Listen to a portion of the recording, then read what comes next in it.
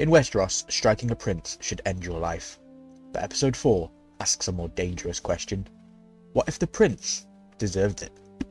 Hey everyone, welcome back to Ryan Milky 14. Ryan here, bringing you deep dives into the world of Game of Thrones, House of the Dragon, and all things fantasy. In today's episode, we are exploring episode 4 of Night of the Seven Kingdoms, and this one is called 7. And this is where the story shifts, consequences hit, alliances are tested, and Dunk has to find out who truly stands with him. Let's get into it.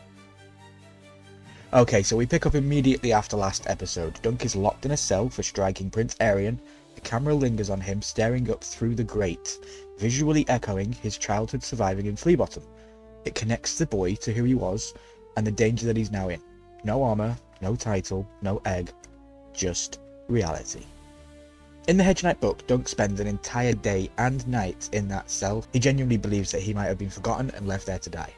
The show condenses this timeline quite a lot, but the emotional weight is still the same.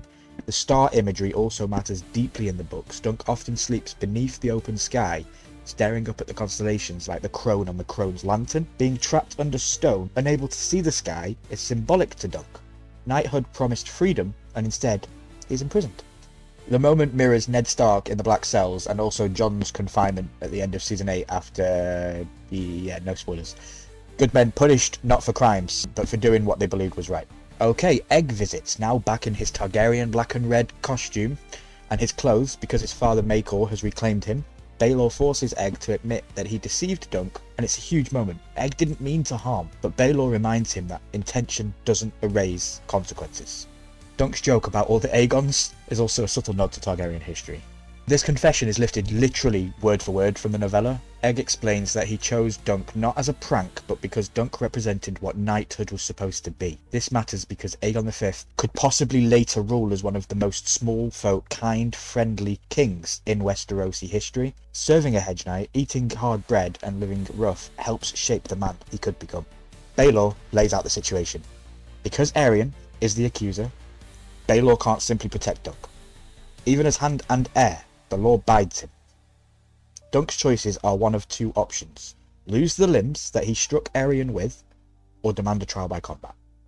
When Dunk says that all knights swear the same oath, you can see it land with Baelor. He believes that. Baelor understands something crucial. Without dragons, Targaryen rule survives on trust and restraint. He knows Dunk did the right thing, but he also knows the realm would fracture if princes were seen as untouchable tyrants. That tension defines the burden that Baelor carries. After the hearing, Aerion changes everything.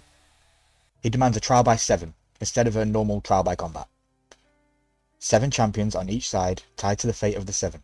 It's ancient, it's rare, and it's politically explosive. Targaryens fighting Targaryens again. A trial by 7 is one of the oldest Andal traditions. The belief is simple: if 14 knights fight before the gods, the innocent will prevail. Most knights present have never even seen one. The last known trial by 7 happened nearly a century earlier. Aerion isn't just escalating, he's making Dunk a public example. Aerion thinks Dunk can't find 6 men. Dunk is a hedge knight, no house, no power, no army. If he can't gather 6 champions, he loses automatically. It's a trap. Dunk is released to find fighters. Dunk returns to the camp. Raymond Fossaway tries to help. Stefan Fossaway loudly declares for Dunk, speaking of honour and glory, but the show plants doubt. It feels performative. In the book, Stefan's betrayal is even crueler. He openly boasts about becoming Lord Fossaway and mocks Raymond for clinging to honour. In Westeros, honour is expensive, and most people will sell it.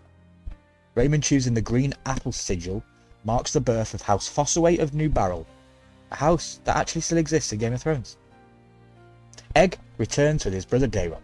Daeron apologises for lying earlier and offers to fight. He also shares one of his prophetic dragon dreams involving Dunk, unsettling but unexplained. We hear about Aegon's cruelty growing up also. This isn't a misunderstanding. Aerion is dangerous. Dunk remembers Tanzel's play about Florian the Fool, a legendary knight in love. Steely Pate brings Dunk the shield she painted before fleeing.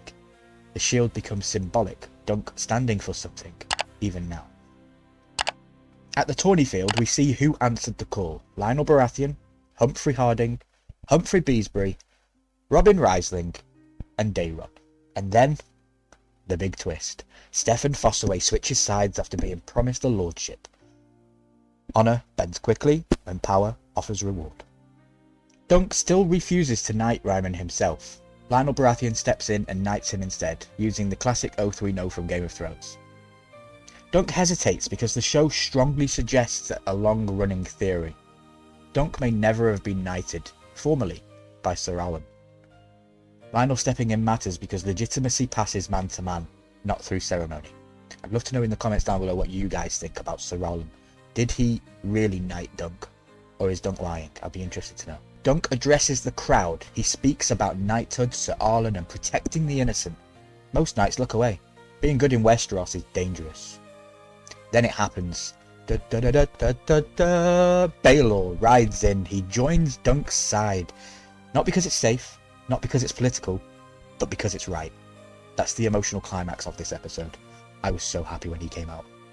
Okay guys, so I want to just expand a little bit on the book knowledge and a little bit on how the show expands on that. So what the show I found expanded in this episode was Baelor's role and his moral conflict, visual symbolism with rain, stars and confinement, and the trial of Seven as a looming catastrophe. What stays faithful to the books is Egg's confession, Aerion's cruelty, Steffon Fossaway's betrayal, and Raymond's knighting. All that happens as well in the books. So yeah, what the show improves though, emotional clarity, character-driven morality, and the cost of honour.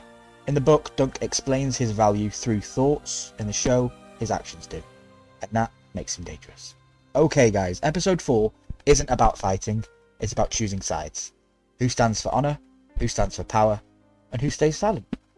Next episode, the trial begins. Okay guys, and that is it. If you are enjoying the content, do not forget to like, subscribe, and drop a comment sharing your thoughts on today's episode. Were you surprised by who stood with Dunk? Let's get the conversation going. Thank you so much for watching, and as always, a massive shout out to HBO for the 2026 press pass and all of the images that they provide for me. Catch you next time as we dive deeper into the world of Westeros. Stay tuned, and let's keep the fantasy alive. Thank you very much. See you in the next one.